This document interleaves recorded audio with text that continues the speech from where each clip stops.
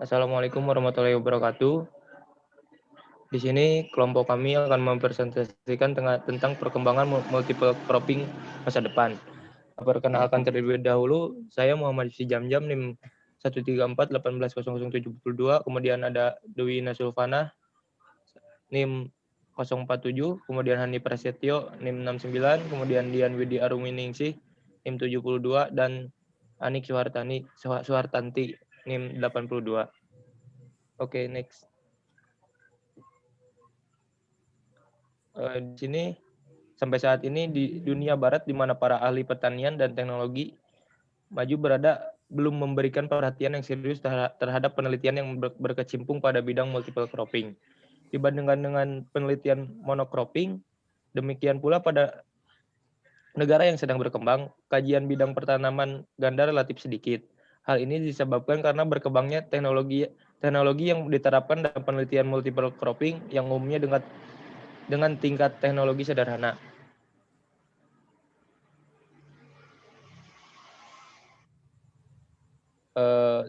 Kemudian semakin sempitnya lahan pertanian yang tersedia dengan tuntutan peningkatan produk tanaman karena laju pertambahan penduduk yang sangat cepat juga diiringi semakin berkembangnya ilmu pengetahuan dan teknologi di bidang produksi pertanian. Maka salah satu alternatif yang dapat mengatasi kekurangan pangan adalah melalui penyusunan pola tanam ganda yang tepat yang bertujuan untuk memperoleh hasil yang terjamin jumlah dan mutunya dan berkelanjutan. Next. Kemudian ada arah penelitian multiple cropping. Tujuan dari penelitian ini, sistem pertanaman adalah untuk meningkatkan penggunaan sumber daya alam yang dimiliki dari segi kuantitas dan kualitas dengan meningkatkan efisien pemanfaatan menggunakan tanaman. Kemudian akan dilanjutkan oleh teman saya. Kemudian ada kerangka pemikiran pendekatan interdisiplin penelitian multi-cropping di daerah tropis. Pertama ada mengidentifikasi faktor fisik dan biologi lingkungan yang mempengaruhi penerapan multi-cropping seperti kondisi biofisik lahan, batasan dan ruang lingkup ekologi dan zona iklim dan survei tanah. Kemudian kedua, mengidentifikasi kondisi lingkungan terkini dari petani seperti metode produksi tanaman dan masalahnya. Ketiga, menyusun peneliti multi-cropping jangka panjang dengan mengintegrasikan aspek lingkungan, aspek pengolahan, serta aspek politis dengan pola tanam yang seragam pada wilayah yang representatif secara tuntas. Yang keempat ada merencanakan dan melaksanakan penelitian multi-cropping yang sesuai kondisi lingkungannya, mulai dalam skala kecil sampai dengan skala nasional dan tuntas, sehingga bisa menjadi rujukan dalam pengembangan pertanian masa depan. Kemudian peningkatan produktivitas pertanian melalui penerapan multi-cropping untuk mencukupi kebutuhan pangan akibat pesatnya pertambahan penduduk merupakan suatu keharusan dalam program pembangunan pertanian daerah tropis saat ini. Aplikasi teknologi tepat guna daerah tropis harus dilaksanakan secara cermat pada kondisi lahan spesifik untuk dikembangkan dalam pembangunan pertanian di masa yang akan datang. Kemudian selanjutnya berbagai kajian ilmiah telah dilakukan untuk mempelajari potensi pembangunan pertanian melalui aplikasi pengolahan tanaman dan optimalisasi pemanfaatannya di berbagai pelosok melalui metode dan pendekatan yang berbeda-beda.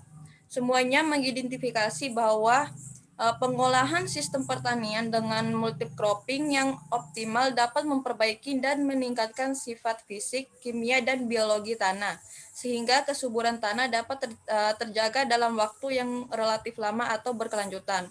Kemudian akan dilanjutkan oleh teman saya.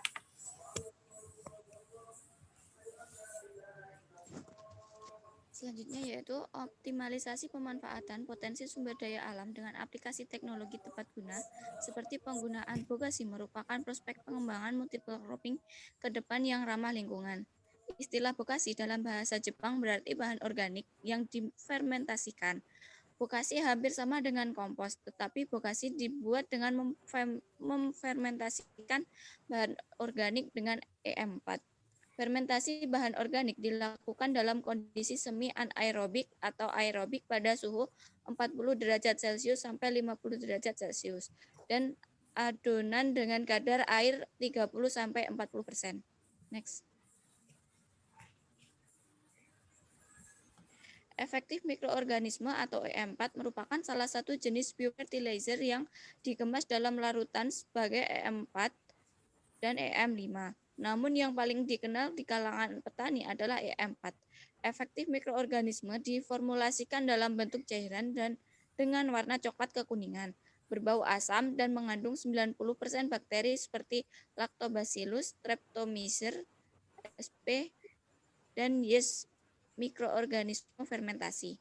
EM4 juga dapat merangsang perkembangan dan pertumbuhan mikroorganisme lain yang menguntungkan seperti bakteri pengikat nitrogen, bakteri pelarut fosfat, mikroorganisme yang bersifat antagonis terhadap patogen serta dapat menekan pertumbuhan jamur patogen tular tanah.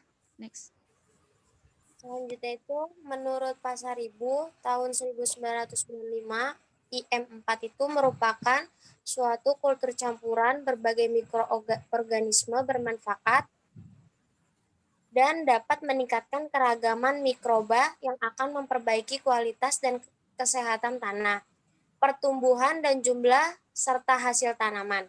Dengan bantuan IM4, bantuan organik yang selain ini dibakar oleh masyarakat pada saat persiapan lahan dapat menjadikan lokasi yang bermanfaat sebagai sumber hara bagi tanaman yang dibudidayakan. Next. Selanjutnya, kebijakan pembangunan pertanian ini diarahkan pada keseimbangan pemanfaatan lahan basah dan lahan kering dengan menerapkan teknologi multi-cropping seperti pemanfaatan lahan basah melalui irigasi untuk swasembada pangan seperti beras, melalui usaha tani, padi sawah, serta pada lahan kering.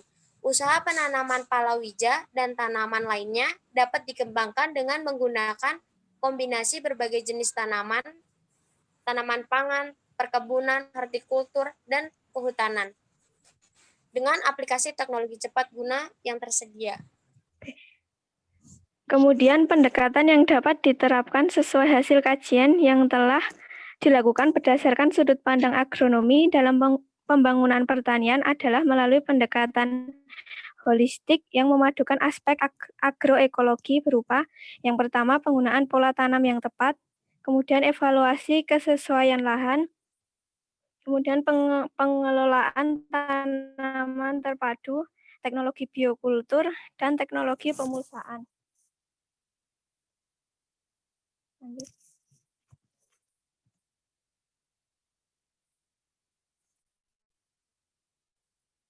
Oleh karena itu, pengembangan multiple cropping masih tetap dilakukan secara terus-menerus mengikuti perkembangan dan perubahan zaman, dengan membuka kesempatan melakukan komunikasi dan koordinasi dengan para pihak baik domestik, nasional, maupun internasional.